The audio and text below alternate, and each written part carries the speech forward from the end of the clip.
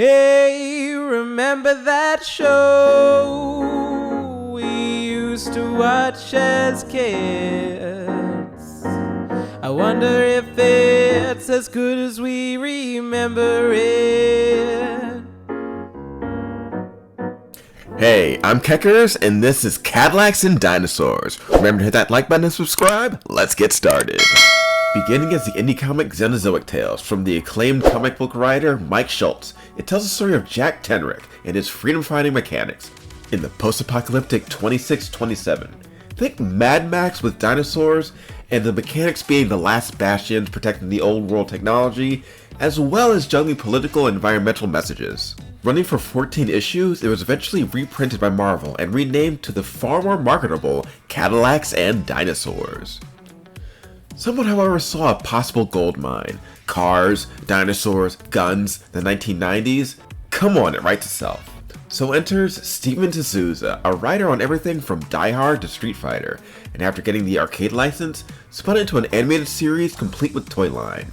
They really thought this thing was going to be big. As for me, the arcade cabinet was how I was introduced into the franchise.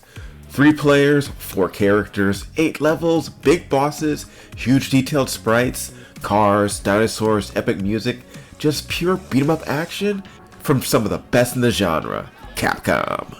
Releasing in 1993 on the CPS Dash, the same arcade board as The Punisher and Saturday Night Slam Masters, it was pretty well received, even though I never really saw many people playing it at my local arcade.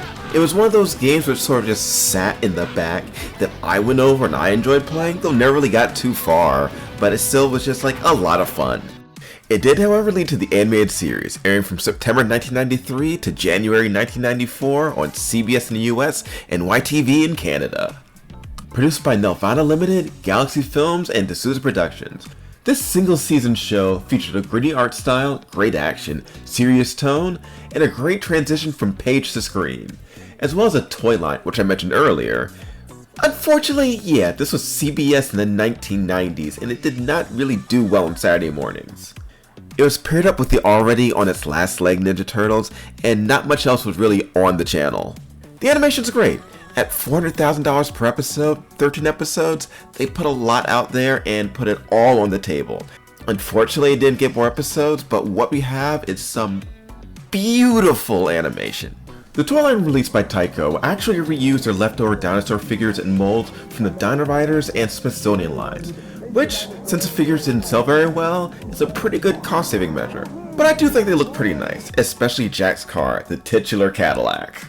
Anyway, this is another show from the 1990s where dinosaurs ruled the airwaves and people's imaginations. I'm Keckers, and this is Cadillacs and Dinosaurs, and I will see you all later taters.